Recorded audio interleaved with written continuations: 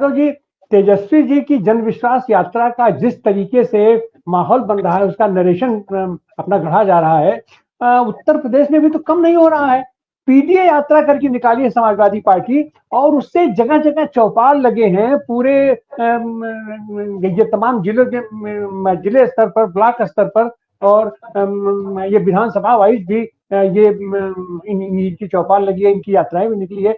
लेकिन इसका वो इम्पैक्ट दिखाई नहीं पड़ रहा है जो इम्पैक्ट अपने बिहार में तेजस्वी की जन विश्वास रैली से वो दिखाई पड़ रहा है। आप इसके पीछे कैसे क्या देखते हैं, और इसको किस तरीके से और फ्लैश और इसको फ्लैश किया जाए, आपका इस पर क्या विचार है शशांक जी? देखिए तिवारी जी, तेजस्वी खुद निकले हुए हैं, और अगर आप अभी से यात्रा से पहले का टाइम पीरियड आप देखिए तो नीतीश जी के आने के तुरंत बाद जो अविश्वास प्रस्ताव आया, तब उनकी जो विधानसभा की स्पीच थी वो हाईलाइट हुई सोशल मीडिया पे, और उसके बाद उन्होंने बहुत जल्द ही 10-12 दिन के अंदर ये अपना यात्रा का प्रोग्राम शुरू कर दिया।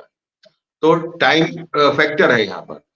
स्थिति ये है कि आप ये समझ लीजिए कि उत्तर प्रदेश की हर लोकसभा में औसतन, अब जैसे मैं खाली अपना ही उदाहरण लूं तो करीब 42-43 पंचायतें पिछले 1.5 महीने में मैं खुद कर चुका हूं, जिसमें 20 आदमी से लेके और 200 आदमी और 500 आदमी तक इकट्ठा हुए हैं।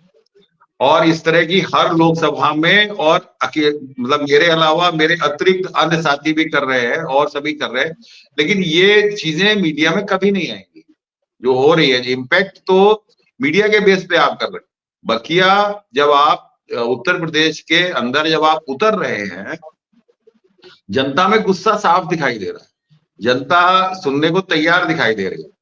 फर्क ये है कि जो मैं बार बार कह रहा हूं कि थोड़ा सा जितने भी भाजपा के विरोध में जितने भी सेकुलर साथी हैं, वामपंथी साथी हैं, जो सिविल सोसाइटी है, अगर इनको एक साझा मंच मिल जाए तो इन दलों में, इन संगठनों में वक्ता बहुत शानदार है। अभी क्या होता है कि छोटे लेवल पे, ये इसमें कोई दो राय नहीं है, किसी भी दल में हो तो बमुश्किल तमाम 100-200 लोग ऐसे होते हैं जिनको आप वक्ता के रूप में जनता के सामने प्रस्तुत कर सकते हैं जिले स्तर पे, जो व्यवहारिक है, चूंकि वह संगठन का आदमी है। लेकिन अगर हमें पढ़े लिखे जो लेक्चरर्स हैं, बुद्धिजीवी है, वामपंथी साथी हैं, साहित्यकार है, ये एक बड़ा तबका मिल जाएगा। और इस समय जन संवाद भी उतना ही जरूरी है जितना रैली माहौल बनाएगी और उसके बाद संवाद भी जारी रहे, तो वो एक तारतम्य चुनाव तक पूरा होता रहेगा। ये उतना पार्ट छूटा हुआ है, बाकी काम सब हो रहा है, लेकिन इस काम को और खूबसूरती से किया जा सकता है, इस काम में और ताकत बढ़ाई जा सकती है। और अगर ये काम अभी और जल्दी से शुरू हो जाएगा तो आने वाली रैली तो होनी ही होनी है। तो आप भी जान रहे हैं कि रैली होनी है, रैली रुकनी नहीं है। और अखिलेश जी की रैली में तो ये आना रहा है कि रात के 2-2 बजे और 3-3 बजे तक लोगों ने वेट किया है और 2-2 लाख की रैली करी है। जब इतनी बड़ी रैली होती है तो वर्कर्स में भी बड़ा अति आत्मविश्वास आ जाता है।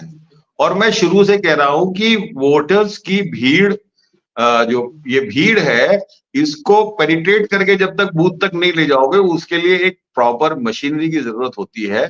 क्योंकि आरएसएस और बीजेपी संसाधनों में विपक्ष से बहुत आगे है, इसलिए धनबल का जवाब जनबल से ही होगा। और जनबल कितना बड़ा हो सकता है इसकी कोई सीमा ही नहीं है। आप जितना बढ़ाते जाएंगे उतना ही बेहतर आप करते जाएंगे। और जब जैसे अभी बताया कि 20 सीटें 12 वोट, 14 वोट और 16 वोट से जो लेफ्ट को हराई गई बिहार में, तो अब हमें मार्जिन भी 14,000, 20,000 और 25,000 का करना पड़ेगा, ताकि 10-5 हजार की जो बेईमानी है वो प्रशासन से हम तभी रोक पाएंगे जब हम मार्जिन का लक्ष्य लेके चलेंगे। हमें सीट कम से कम 50,000 और 1 लाख के ऊपर के मार्जिन पे लेके जानी है। अगर वो 400 पार कह सकते हैं कि हम 400 पार लेके जाएंगे, तो हमें भी कहना होगा कि हमें कम से कम 2 लाख की मार्जिन हर लोकसभा में लेनी है। इस लक्ष्य को लेके तब वर्कर भी अपने आप एक थोड़ा सा उत्साहित रहता है और उसी दिशा में जनता भी काम करती है। तो मुझे ये आपकी बात थोड़ी हद तक सही है, लेकिन इतनी निराशाजनक नहीं है। चीजें पॉजिटिव साइड में हो रही हैं, अच्छी हो रही हैं। और जो अन्य साथी है, कुछ हमारे संदीप भाई कुछ कहना चाह रहे हैं, तो मैं एक ही बात में बस खत्म कर रहा हूँ कि चीजें अच्छी तरफ चल रही है, बस इतना कह सकता हूँ। मैं बस आनंद जी 2 बातें कहना चाह रहा था। मुझे लगा कि ये जरूरी है। एक तो बिहार में जो जनता आ रही है तेजस्वी के भाषण माने जन विश्वास यात्रा में, वो मैं फिर उसको कहूंगा कि वो भीड़ नहीं है, वो एक इमोशनल कनेक्ट है। और वो क्योंकि एक्चुअली जैसे नेता होते हैं जिस राज्य के समाज के, वैसे ही जनता भी होती है। ये एक बहुत सीधा सा समीकरण है। तो वैचारिक जो स्पष्टता है बिहार की जनता में, वो पूरे देश के किसी भी प्रदेश से ज्यादा है। भले वो अनपढ़ हो, लेकिन उनको समाज की समझ, उनको दुनिया की समझ, उनको जाति के समीकरणों का समझ दूसरों की तुलना में ज्यादा है। दूसरी बात, ध्यान रखिए कि नीतीश कुमार मरे हुए सांप की तरह हो चुके हैं और वो बिहार की राजनीति में कोई रेलिवेंस नहीं रखते हैं। तो अभी जो सीधे संघर्ष है वो आरजेडी और बीजेपी में है। बीजेपी के पास कोई मुद्दा नहीं है, कोई सीधी लड़ाई का मसला, माने टूल उनका बस एक मीडिया है जो दिल्ली से चलता है और वो फेक नैरेटिव फैला रहा है, वही एक लड़ाई का माध्यम है। बिहार में हमारे साथी शाहिद कमाल ने कहा कि चौंकाने वाला है। मैं उससे एक कदम बढ़ के कह रहा हूँ कि और भी चौंकाने वाले रिजल्ट आने वाले हैं। तीसरी बात मैं कहना चाह रहा था, हमारे साथी गिरीश जी ने कहा कि शायद वो वैचारिक उतना एक तरह का कनेक्ट नहीं था समाजवादी पार्टी में। एकदम बात गलत है, क्योंकि जो लोग 8 लोग गए हैं उनमें कोई समाजवादी माने कमिटमेंट नहीं था। और दूसरी बात, समाजवादी पार्टी तो तीसरे नंबर पर ब्लेम आती है। दूसरे नंबर पर जो सत्ताधारी दल है वो ब्लेम के लिए आता है कि वो खरीद फरोख रहा है, जिस तरह से डेमोक्रेसी को मार रहा है।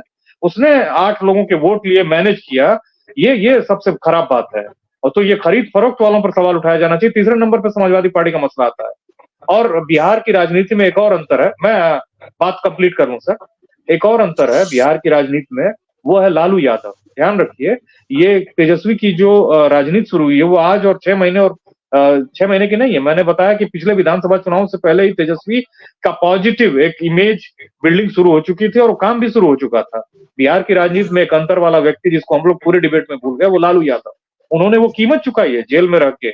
एक लंबे समय तक इस शासन के खिलाफ जेल में रह के उन्होंने, शायद वो भारत की राजनीति के सबसे बड़े लंबे युद्धबंदी हैं जिन्होंने अपने उस त्याग से उसकी कीमत चुकाई है।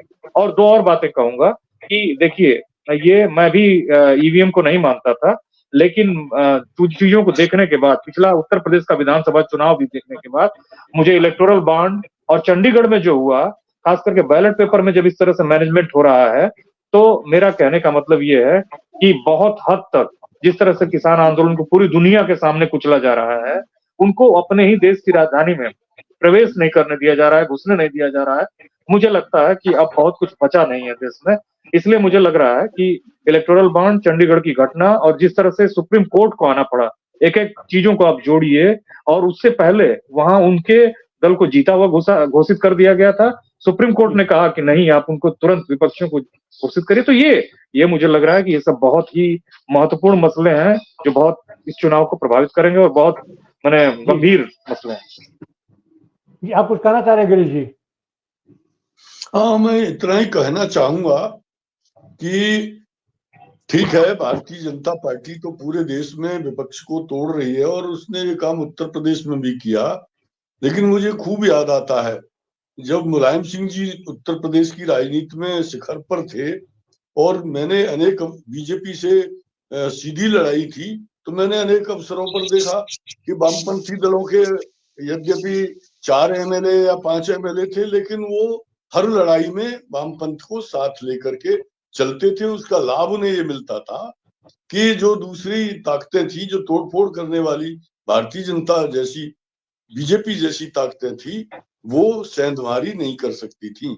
आज हमने अपना घर खुला छोड़ दिया है, सारे दरवाजे खुले हैं और हमने हमारे अगल बगल जो राजनीतिक किलेबंदी होनी चाहिए उसको नहीं किया गया है। इसलिए भारतीय जनता पार्टी को सेंधमारी करने की कोशिश के मौके मिल रहे हैं। उसकी आलोचना की जानी चाहिए, लेकिन अपने एक बात और मैं करने का काम निश्चित तौर पर किया जाना चाहिए। बिल्कुल, मैं एक और बात कहना चाहूंगा, बस 10 सेकंड, कि समाजवाद और वामपंथ में बहुत महीन अंतर है। कोई भी संवेदनशील और समझदार नेता वामपंथी को अपना वैचारिक भाई ही समझेगा। जी ये बहुत बहुत ठीक है। आप सारे साथियों का धन्यवाद। एक बात तो ये है कि कोई भी आंदोलन हो उसको बांधने का काम तो संगठन करता है और संगठन के लिए वैचारिकी जरूरी है। अगर वैचारिकी हमारी कमजोर हो जाएगी और संगठन हमारा कमजोर होगा तो हम चाहे जितना हवा बांध लें, चाहे जितना तूफान मचा लें, चाहे जितनी बड़ी रैली कर लें, उसका संसदीय राजनीति में हम उसका उस तरीके से उपयोग नहीं कर पाएंगे, निर्णायक उपयोग नहीं कर पाएंगे। तो आज जरूरत है जिस तरीके से तेजस्वी यादव वहां पर माहौल बना रहा है, लेकिन उस माहौल को बनाने के लिए, उसको वैचारिक आधार देने के लिए अपने साथ कांग्रेसी और जो ये समाजवादी साथी, ये वामपंथी साथियों को भी एकजुट करके ले चला है। और उससे ज्यादा असली बात होती जो हमारे शशांक जी ने कहा कि ये जो एनजीओज हैं, जो स्वयंसेवी संस्थाएं हैं, यहाँ पर क्रीम क्रीम बुद्धिजीवी इनके पास रहते हैं, वक्ता इनके पास है, इनके पास आंदोलन करता है।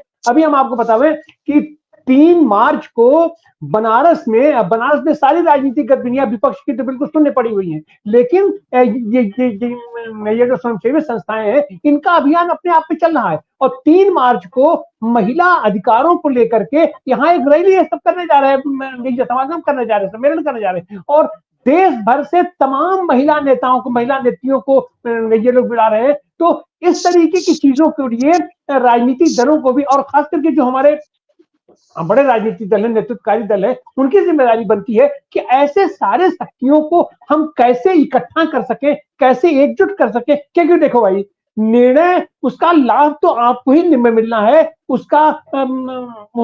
उसका परिणाम तो आपको ही निकालना है। तो ये बड़े राजनीतिक दलों का, बड़े लोगों का की भी ये जिम्मेदारी बनती है अपने नेतृत्वकारी साथियों को कि ऐसे सारे लोगों को हम कैसे इकट्ठा करके, कैसे बांध करके अपनी ताकत हम बढ़ा सकते हैं, उनके छोटे छोटी ताकत को एकजुट करके हम कैसे अपनी ताकत मिला सकते हैं, और उसके लिए सांगठनिक प्रक्रिया भी बहुत जरूरी है। आप सारे साथियों का बहुत बहुत धन्यवाद। आज